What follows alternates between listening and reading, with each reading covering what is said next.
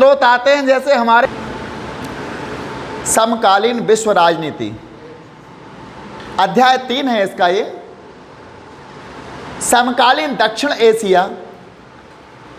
इससे पहले वीडियो में पहली क्लास में हमने पढ़ा था भारत के पाकिस्तान के साथ, नहीं, पाकिस्तान में लोकतंत्र या सेना का साम्राज्य, जो भी हमने देखा था पाकिस्तानी सेना और लोकतंत्र। वहाँ हमने देखा था पाकिस्तान में कभी लोकतंत्र कायम हो जाता था तो कभी सैनिक साम्राज्य आ जाता था, कभी जनरल बन जाते थे पाकिस्तान में, तो कभी चुनाव होने लगते थे। इस प्रकार पाकिस्तान की राजनीति में लोकतंत्र तो है लेकिन अस्थिर है, निश्चित नहीं है, परिवर्तन होते रहते हैं।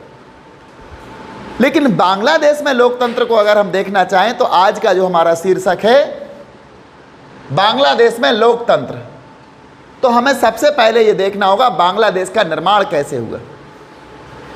हमारे यहाँ अंग्रेज आए थे और अंग्रेजों ने अपने स्वार्थ को पूरा करने के लिए बंगाल का विभाजन किया था। बंगाल का विभाजन किया था और दो टुकड़ों में, पूर्वी बंगाल और पश्चिमी बंगाल, दो बंगाल बनाए थे। पूर्वी बंगाल जो थी वहाँ मुस्लिमों का बाहुल्य था और पश्चिमी बंगाल हिंदू और इनका मिश्रण था। तो दो भागों में बंगाल को बांट दिया। जैसे ही बंगाल दो भागों में बटी तो पश्चिमी बंगाल और पूर्वी बंगाल के लोग भी आपस में एक दूसरे के प्रति ईर्ष्या और द्वेष रखने लगे। इसी प्रकार अंग्रेजों ने अपने स्वार्थ के लिए असम का भी बंटवारा कर दिया था। असम का जो क्षेत्र था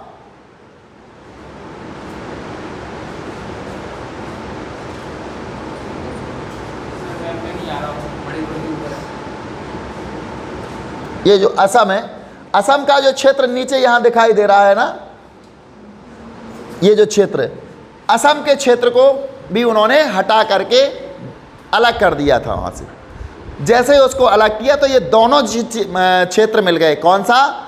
बंगाल का पूर्वी हिस्सा जो अंग्रेजों ने विभाजित किया था बंगाल से, और असम का दक्षिणी हिस्सा जो कि बंगाल में ही मिल गया, और बाद में ये पूर्वी पाकिस्तान बन गया। ये दोनों हिस्से मिलकर के किसका निर्माण होता है? पूर्वी पाकिस्तान का निर्माण हो जाता है।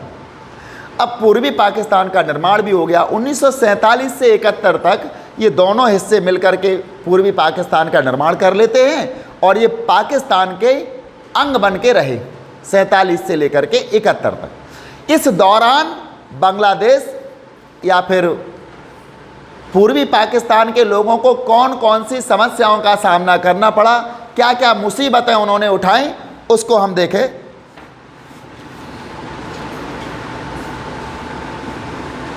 इस क्षेत्र के लोगों पर पश्चिमी पाकिस्तान के दबदबे, यानी पश्चिमी पाकिस्तान जो आज पाकिस्तान है उसका दबदबा किस पर था? पूर्वी पाकिस्तान पर, जो आज वर्तमान में बांग्लादेश है। यहां पश्चिमी पाकिस्तान के लोगों का दबदबा था। आज के दौर में कोई भी व्यक्ति किसी का दबदबा सहन नहीं करता। प्रेम से एक अलग बात हो जाएगी, भाईचारे से एक अलग बात हो जाएगी, लेकिन दबदबा नहीं। अपने ऊपर उर्दू भाषा को लादने के खिलाफ बांग्लादेश के लोग जो थे वो कहते थे हमारी भाषा बंगाली है, हमारे ऊपर उर्दू भाषा मत ला दो। लेकिन पश्चिमी पाकिस्तान कह रहा था नहीं, आपको उर्दू भाषा में ही काम करने होंगे, उर्दू भाषा को ही आपको अपनाना होगा। इसके खिलाफ पाकिस्तान के निर्माण के तुरंत बाद ही यहाँ के लोगों ने बंगाली संस्कृति और भाषा के साथ किए जा रहे दुर्व्यवहार के खिलाफ विरोध जताना शुरू कर दिया। जैसे ही बांग्लादेश का पाकिस्तान का निर्माण होता है और पाकिस्तान के निर्माण में ये तो हो जाता है अपना पश्चिमी पाकिस्तान, और यहाँ आकर के हो जाता है बांग्लादेश, पूर्वी पाकिस्तान, बीच में भारत। यहाँ के लोग इन पर अपना दबदबा कायम करना चाहते थे। पश्चिमी पाकिस्तान के लोग पूर्वी पाकिस्तान पर अपना क्या दिखा रहे थे? दबदबा। और इन लोगों पर उर्दू भाषा को लादने का भी प्रयास किया। कौन सी भाषा? उर्दू भाषा।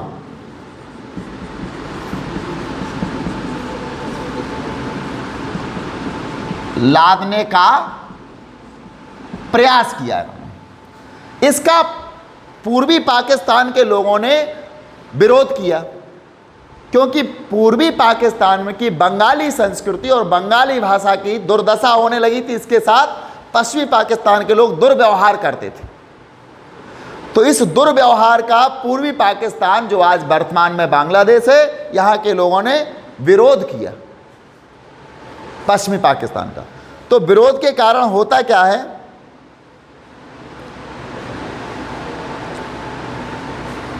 इस क्षेत्र की जनता ने प्रशासन में अपने न्यायोचित प्रतिनिधित्व तथा राजनीतिक सत्ता में समुचित हिस्सेदारी की मांग उठाई। यानी यहाँ के जो लोग थे, इनने कहा कि प्रशासन में और राजनीति की सत्ता में हमारा प्रतिनिधित्व होना चाहिए। जितने भी यहाँ अधिकारी आते थे, बड़े बड़े अधिकारी, जो प्रशासनिक अधिकारी आते थे, पश्चिमी पाकिस्तान से आते थे। जो भी बड़ा नेता बनता था, पश्चिमी पाकिस्तान का बनता था, चाहे वो प्रधानमंत्री बने, जनरल बने, जो भी बड़े बड़े पद थे, यहीं के लोगों का दबदबा था। तो पूर्वी पाकिस्तान के लोगों ने प्रशासनिक क्षेत्र में प्रतिनिधित्व और राजनीतिक क्षेत्र में प्रतिनिधित्व की मांग की। हमारे यहाँ के लोगों को भी राजनीति में आगे लाओ और प्रशासन के क्षेत्र में भी हमारे यहाँ के लोगों की नियुक्तियाँ होना चाहिए, ऐसी उन्होंने मांग की। तो दो विरोध हो गए। पहला तो भाषा और संस्कृति का विरोध हो गया, दूसरा प्रशासनिक और राजनीतिक क्षेत्र में क्या मांग रहे थे, वो अपना प्रतिनिधित्व मांग रहे थे, रिप्रेजेंटेशन मांग रहे थे वो, कि हमको वहाँ पर रिप्रेजेंट किया जाए इसमें। अब क्या होता है, दो विरोध हुए इन लोगों के। इसके पश्चात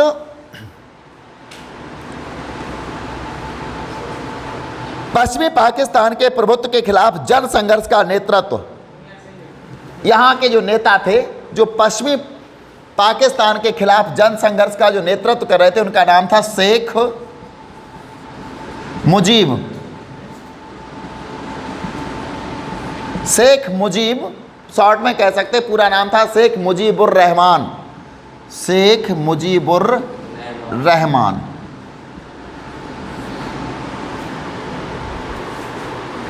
तो शेख मुजीब क्या कर रहे थे, विरोध कर रहे थे भाषा का, संस्कृति का, और न्यायोचित प्रतिनिधित्व मांग रहे थे वो राजनीति में और प्रशासनिक क्षेत्र में। न्यायोचित, जो भी उचित हो न्याय के अनुसार वो प्रतिनिधित्व हमें मिले, हम ज़्यादा नहीं मांग रहे, ऐसा उनका कहना था। अपना हक मांग रहे थे, न्यायोचित। अब होता क्या है, तो शेख मुजीब ने क्या किया, इनके विरोध का नेतृत्व किया। उन्होंने पूर्वी क्षेत्र के लिए स्वायत्तता की मांग की। उनने कहा कि जो पूर्वी पाकिस्तान का क्षेत्र है, इसको स्वायत्तता दे दी जाए, इसको आज़ाद कर दिया जाए। ऐसी मांग भी अब उठने लगी। शेख मुजीबुर रहमान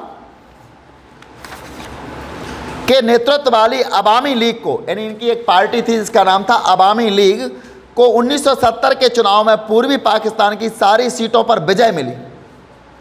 शेख मुजीब की, मुजीबुर रहमान की पार्टी थी अवामी लीग। कौन सी थी पार्टी? अवामी लीग। इसको पूर्वी पाकिस्तान यानी वर्तमान बांग्लादेश की जो 16 सीटें थी, सारी सीटों पर अवामी लीग को विजय मिली। 16 सीटों पर विजय, अवामी लीग को 16 सीटों पर विजय मिल गई। इसका मतलब निश्चित हो गया कि पूर्वी पाकिस्तान की जो जनता है वो चाहती है कि शेख मुजीब ही यहाँ के नेता बने। शेख मुजीब जो कह रहे हैं वो सच बोल रहे हैं, क्योंकि शेख मुजीब की सारी सीटें यहाँ जीत करके आई थी। पाकिस्तान की यानी पश्चिमी पाकिस्तान की एक भी सीट ने यहाँ विजय प्राप्त नहीं की थी। बंद कर दो।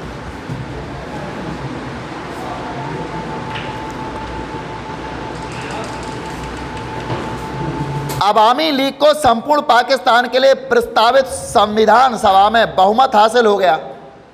यानी अवामी लीग जो थी पूर्वी पाकिस्तान की थी, शेख मुजीब के नेतृत्व में इसने चुनाव लड़ा था और इसको संपूर्ण पाकिस्तान के लिए प्रस्तावित संविधान सभा में बहुमत हासिल था। जो पूरा पाकिस्तान था पश्चिमी और पूर्वी, इसके लिए संविधान सभा जो थी उसके लिए इसको बहुमत मिल गया था अवामी लीग को।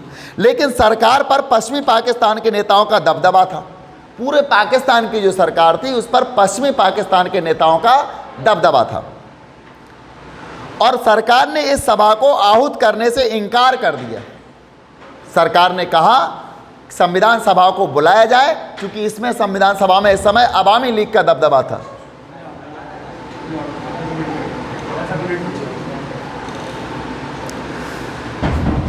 इनका दबदबा हो गया और वो संविधान सभा की बैठक को आहूत नहीं करना चाहते थे, नहीं बुलाना चाहते थे कि संविधान सभा की मीटिंग हो। यदि संविधान सभा की सभा बुला ले जाती तो क्या होता? दबदबा, इनकी बहुमत था, इनका पूर्वी पाकिस्तान के जो अवामी लीग थे इनका बहुमत था, इनका बहुमत था, तो फिर निर्णय इनके अनुसार हो जाता और इनका दबदबा समाप्त हो जाता। इसलिए उन्होंने कहा कि सभा ही मत बुलाओ, जब तक दबदबा है तब तक सभा मत बुलाओ। शेख मुजीब को गिरफ्तार कर लिया गया। जो शेख मुजीबुर रहमान थे, अवामी लीग के प्रमुख थे, इनको गिरफ्तार कर लिया गया और जेल में डाल दिया गया। शेख जनरल याहिया खान के सैनिक शासन में, कल हमने बताया था पाकिस्तान के जनरल याहिया खान, इनके नेतृत्व में सैनिक शासन में पाकिस्तानी सेना ने बंगाली जनता के आंदोलन को कुचलने की कोशिश की। यानी जनरल याहिया खान जब बने थे तब पाकिस्तान में लोकतंत्र समाप्त हो गया था, और जब पाकिस्तान में लोकतंत्र समाप्त हो गया तब क्या हुआ? सैनिक शासन लागू हो गया था। और सैनिक शासन यानी याहिया खान के नेतृत्व में जो सेना थी, उसने पूर्वी पाकिस्तान यानी बांग्लादेश में जो विद्रोह उठ रहा था, अलग होने की आवाज़ उठ रही थी, उसको दबाने का, कुचलने का पूरा प्रयास किया याहिया खान की सेना ने।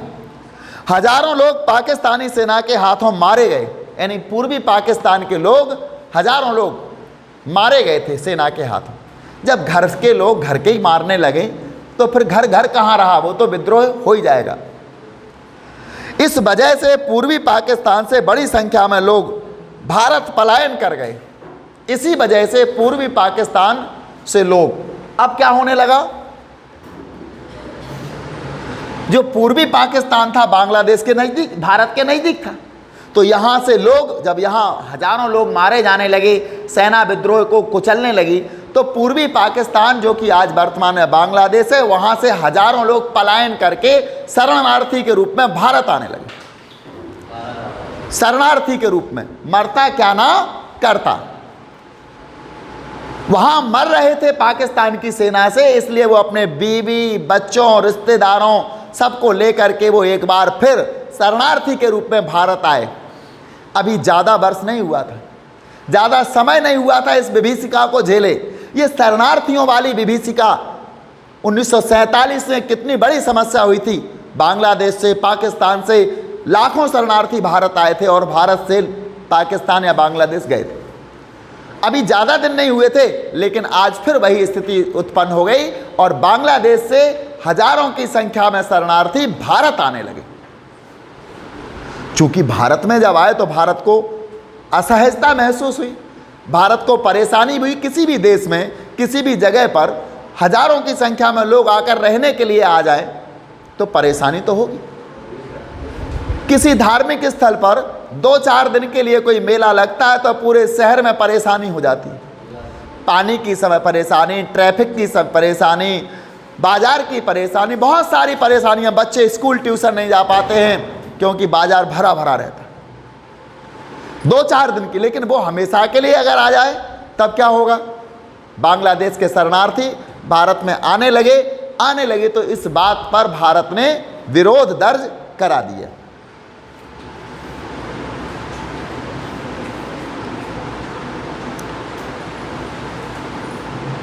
भारत के सामने इन शरणार्थियों को संभालने की समस्या आन खड़ी हुई। अब तो हमारे सामने क्या समस्या आके खड़ी हो गई?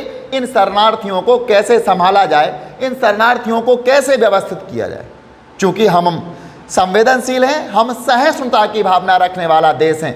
भारत सभी के प्रति दया और सहिष्णुता की भावना रखने वाला देश है। वसुधैव कुटुंबकम की परिभाषा वाला देश है हमारा। हमारी धारणा वसुधैव कुटुंबकम की है। सारा संसार, सारा विश्व एक कुटुंब की तरह है। यह धारणा भारत की धारणा है, यह विचारधारा भारत की विचारधारा है।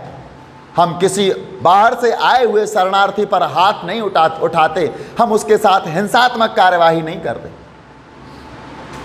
जो बांग्लादेश से शरणार्थी आ रहे थे, हमको उनको व्यवस्थित करना था, उनका समर्थन सहयोग करना था। भारत की सरकार ने पूर्वी पाकिस्तान के लोगों की आज़ादी की मांग का समर्थन किया।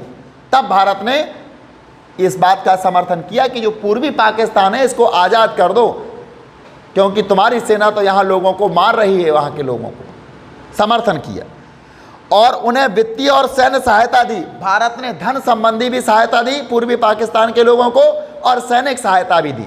यहाँ सेना भेजी भारत ने और 16 दिसंबर 1971 को पाकिस्तान की सेना को भारतीय सेना के सामने हथियार डालने पड़े थे। इसके परिणामस्वरूप 1971 में भारत और पाकिस्तान के बीच युद्ध छिड़ गया। जब पाकिस्तान ने कहा भारत पूर्वी पाकिस्तान के लोगों का समर्थन कर रहा है, तो यहाँ क्या भारत और पाकिस्तान के बीच युद्ध छिड़ गया 1971 में। युद्ध की समाप्ति पूर्वी पाकिस्तान में पाकिस्तानी सेना के आत्मसमर्पण तथा एक स्वतंत्र राष्ट्र बांग्लादेश के निर्माण के साथ हुई। युद्ध तो छिड़ गया, लेकिन जब युद्ध समाप्त हुआ तब क्या हुआ? पाकिस्तान की सेना को आत्मसमर्पण करना पड़ा और एक नए देश बांग्लादेश की स्थापना हो गई। बांग्लादेश की आज़ादी के साथ ही इस युद्ध की समाप्ति हुई। अभी कोई पूछ रहा था हमसे, सर 1971 का युद्ध पहले हुआ था या बांग्लादेश आज़ाद पहले हुआ था? पहले युद्ध प्रारंभ हुआ था और युद्ध की समाप्ति पर बांग्लादेश एक स्वतंत्र राष्ट्र के रूप में सामने आ गया था। बांग्लादेश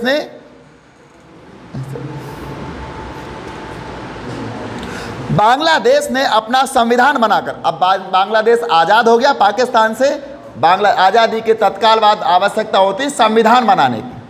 चूंकि हमारा टॉपिक ही ये है बांग्लादेश में लोकतंत्र, अभी तो हमने बांग्लादेश का निर्माण किया है, अब लोकतंत्र कैसे वहाँ कायम हो।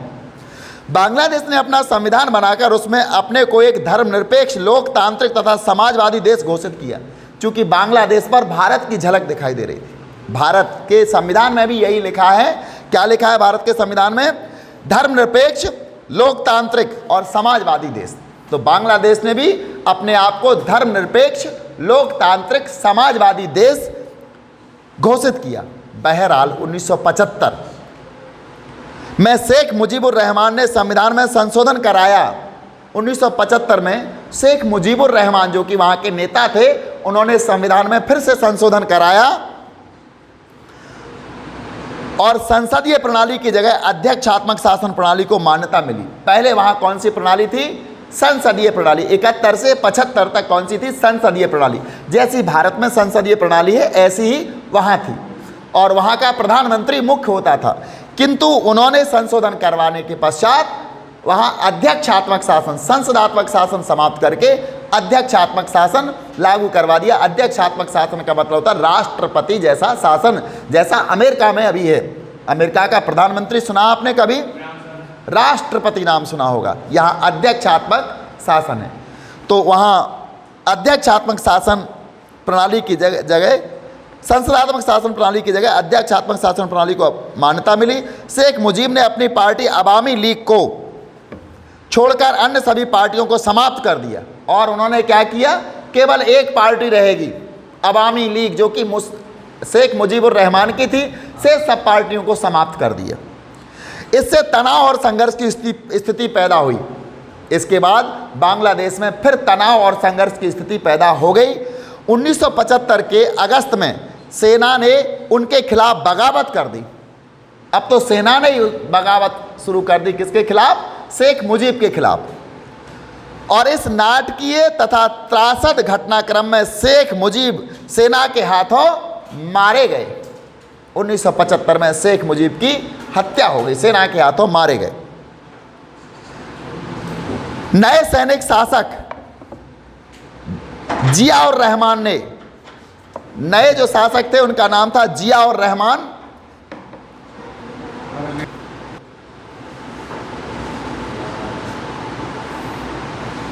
जो सैनिक शासक थे जिया उर रहमान ने अपनी बांग्लादेश नेशनल पार्टी बनाई। यानी शेख मुजीब की हत्या के बाद जो सैनिकों के द्वारा मारे गए थे, तो नए सैनिक शासक थे सेना ही उस समय कब्जा करेगी ना उस पर।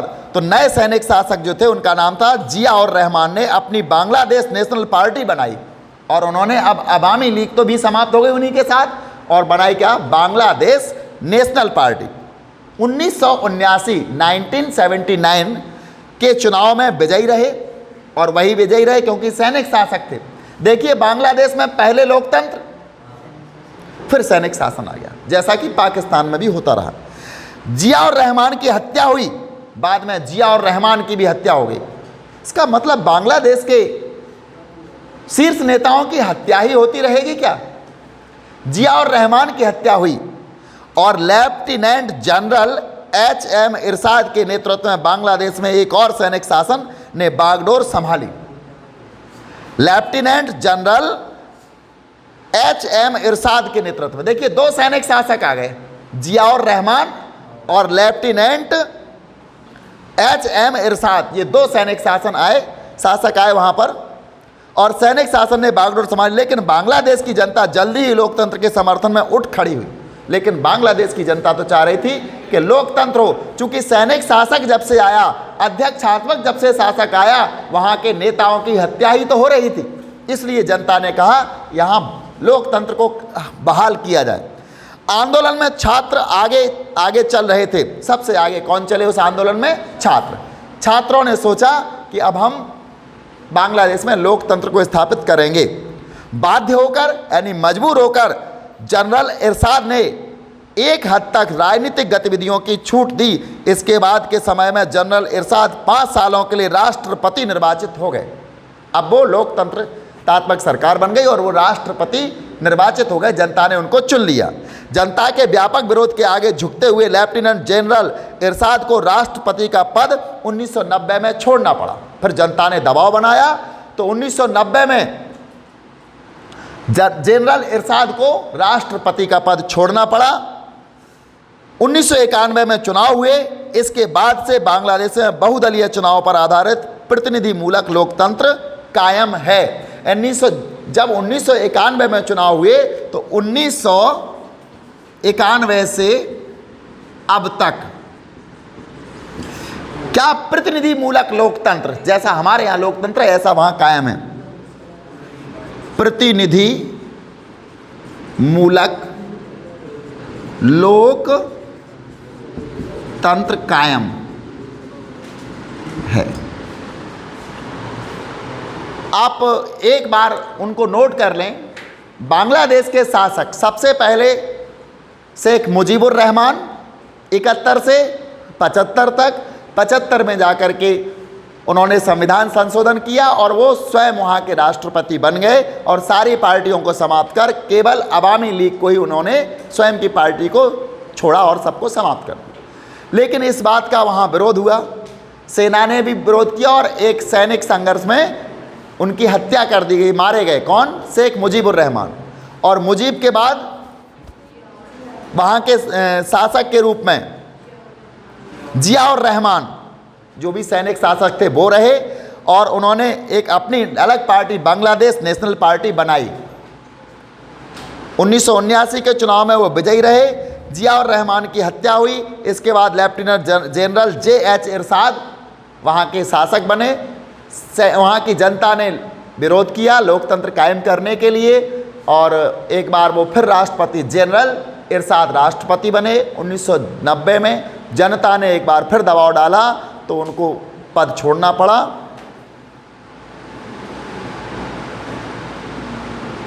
और 91 में वहाँ चुनाव हुए जिसके कारण प्रतिनिधि मूलक लोकतंत्र की स्थापना बांग्लादेश में हो गई।